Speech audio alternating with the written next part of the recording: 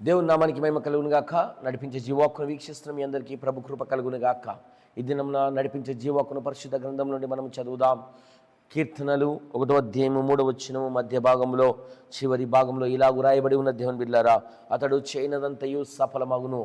పరిశుద్ధాత్మ దేవుడు నీతో మాట్లాడుతూ ఉన్నాడు.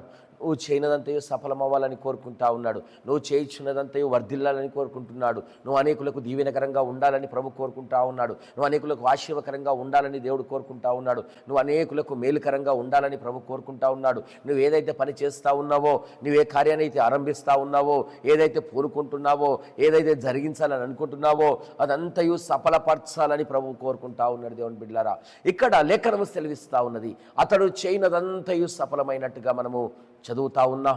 దేవుని బిడ్డలారా, ఎవరు చేసేది సఫలమవుతుంది, ఎవరు చేసేది సక్సెస్ అవుతుంది, ఎవరు చేసేది దీవెనకరంగా ఉంటుంది, ఎవరు చేసేది మేలుకరంగా ఉంటుంది, ఎవరు చేసింది దేవుని బిడ్డలారా అనుభవాలు మేలును పొందుకునే విధంగా, కాలాన్ని పొందుకునే విధంగా ఉంటుందంటే ఇక్కడ తేటగా రాయబడ్డటువంటి మాటను ఒకసారి గమనిస్తే, మనము దుష్టుల ఆలోచన చొప్పున నడవకుండా ఉండాలి, పాపుల మార్గంలో నిలవకుండా ఉండాలి. ఆ పాప తలంపులు మన జీవితంలో రాకూడదు, దుష్ట ఆలోచనలు మన జీవితంలో రాకూడదు, శరీర సంబంధమైనటువంటి తలంపులు మన జీవితంలో రాకూడదు, శరీర సంబంధమైనటువంటి మార్గాలు మన జీవితంలో ఉండకూడదు. శరీర సంబంధమైన క్రియలపైన కార్యాలపైన మనసు నిలుపుతారు. ఆత్మ సంబంధమైనటువంటి కార్యాలపైన మనసు నిలుపుతారు. శరీరానుసారమైనటువంటి మనస్సు మరణము, ఆత్మానుసారమైనటువంటి మనస్సు జీవమును సమాధానమైనదని లేఖనం సెలవిస్తూ ఉంది.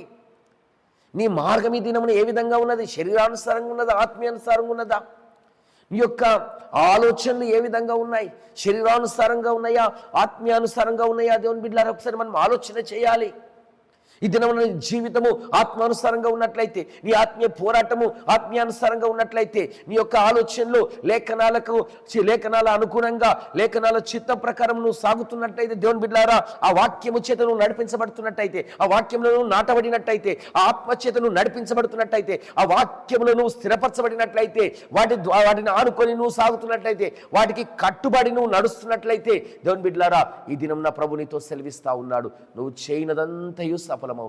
నీవేవైతే పనిని పూనుకుంటున్నావో ఖచ్చితంగా దేవుడు దీవిస్తాడు, ఖచ్చితంగా దేవుడు దాన్ని వర్ధిలింపచేస్తాడు, ఖచ్చితంగా ప్రభువు రెట్టింపు మేలు చేత నీ జీవితంలో నింపుతాడు, ఆ విధంగా నడిపిస్తాడు.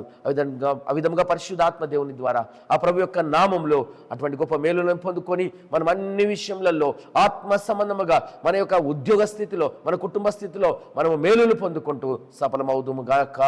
పరిశుద్ధాత్మ దేవుడు నడిపించును గాక. ఆమేన్.